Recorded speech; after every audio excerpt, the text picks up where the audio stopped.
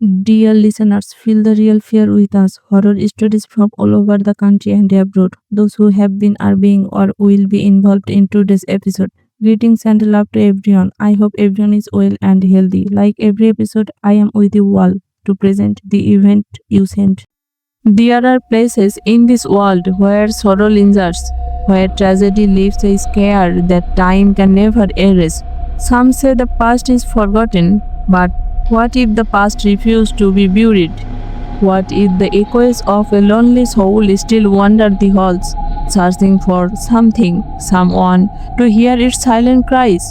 Tonight, we take you to Huntington College, where an old legend refused to fade, a tale of isolation, despair, and an eerie red glow that appears every year on the same fateful night.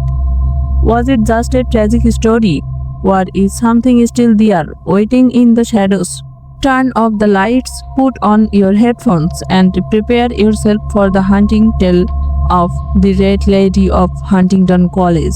The train whistle echoed through the crisp autumn air as Martha stepped onto the platform in Montgomery, Alabama. The thick, humid air pressed against her skin, a stark contrast to the brisk, cool breezes of her home in New York.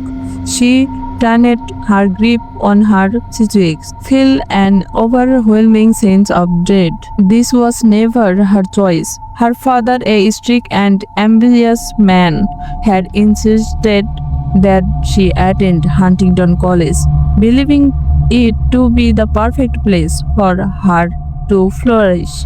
But Martha didn't care about prestige. She longed for the familiar street of her hometown, for the comforting voices of her childhood friends, for the life she had been forced to abandon.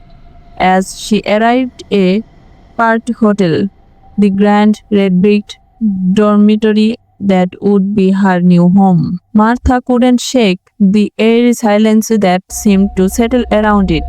The halls were long and shallow, the ceiling high, and every step she took echoed ominous. The other girls in the dormitory were friendly to one another, but they regarded Martha with a quiet indifference. She was different, she was reserved, distant, and carried an air of sadness that made her seem unapproachable. They mistook her quiet nature for arrogance. By the end of the first week, Martha had already earned a reputation, the cold, unfriendly girl from New York. As the week passed, Martha's isolation deepened, while the other girls whispered and giggled late into the night, sharing secrets and forming friendship.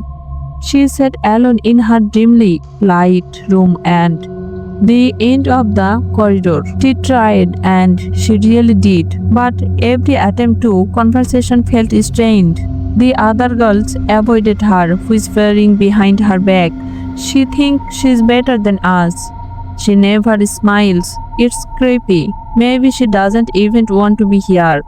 They were right. Martha didn't want to be there. Her only comfort was the diary she kept under her pillow. She wrote in it every night, pouring out her frustration, her sadness, her laughing, and for some, "I feel invisible. It's as if I don't exist to them. I don't belong there. I never did." Each passing day, her throat grew darker. The walls of Part Hall felt like a cage, trapping her in a life she never wanted. The nights became suffocating, the silence deafening, and then the whispers began. At first, Martha thought she was imagining it, a faint, almost imperceptible whispering sound in the dead of night. It didn't seem to come from any of the other girls' rooms. One night, as she lay awake, staring at the ceiling, she heard it again. "Come home." Martha bolted upright in bed, her breath caught in her throat. She scanned the dark room, but there was no one, only the soft resulting of the wind outside. She tried to convince herself that she was just exhausted, that it was nothing. But the next night, It happened again, this time closer. You don't belong here. It wasn't just in her head. She knew she had heard it. Martha began sleeping with the candle burning beside her bed, afraid of the shadows that seemed to stretch and move unnaturally in the corners of her room. The loneliness that had once been a dull edge in her chest now felt like a suffocating weight. She stopped attending classes. She barely ate. She barely slept. No one noticed, no one cared. And then came the night that changed everything. It was a stormy evening, the wind howling against the windows of Pratt Hall. The rain battered the glass like desperate hands, trying to claw their way inside. The other girls were gathered in the common room, huddled together, exchanging stories and laughter. Martha was alone in her room, her mind clouded with despair. She sat at her desk, staring at the flickering candle flame. Her diary lay open before her, the ink from her last entry still fresh. I can't do this anymore. I don't belong here. I never did. I just want to go home. With trembling hands, she picked up a small silver letter opener from her desk. The blade gleamed under the candlelight, sharp and cold. A tear slid down her cheek as she whispered, I am sorry. The storm raged outside, and as she clock struck midnight, a blood-curdling scream shattered the silence of Pratt Hall. Clara, one of the students, had been walking past Martha's door when she saw it. A deep, glowing red light slipping through the cracks of the door. A cold shiver ran down her spine. Something was terribly wrong. She reached for the doorknob with a trembling hand. It felt ice cold. As she pushed the door open, the light flashed brightly for a split second before vanishing into darkness. And then she saw her. Martha lay on the floor, her lifeless body drenched in crimson. The letter opener still clouds in her cold fingers. Clara's scream echoed through the halls, summoning in the others. By the time the teacher arrived, there was nothing the cloud do. Martha was gone, but the story was far from over. The room was sealed after Martha's death. No one was allowed inside, but the rumors began almost immediately. The whispers never stopped. Some nights, the student would wake to the sound of soft crying coming from behind the locked door.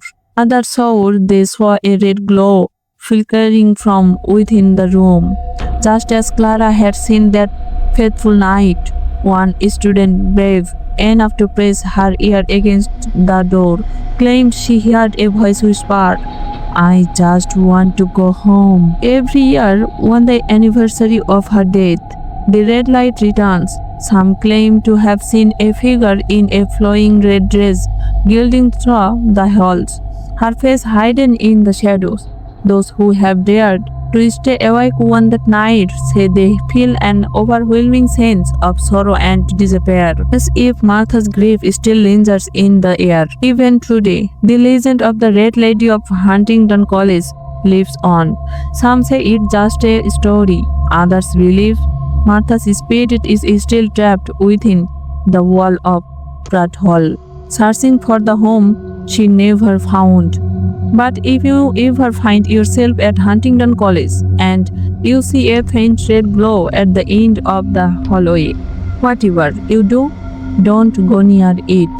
If you have ever experienced something terrifying and unexplainable, we would love to hear your story. You can share your chilling encounters with us by sending an email. Our email address is provided in the description box below. But just in case, here it is again. The horror stories 999@yahoo.com. You can also send us an audio recording of your experience if you prefer. Who knows? Your story. If you have had any such miraculous and scary incident, you can send it to thehorrorstories@yahoo.com, and we will try to read the story in the next episode.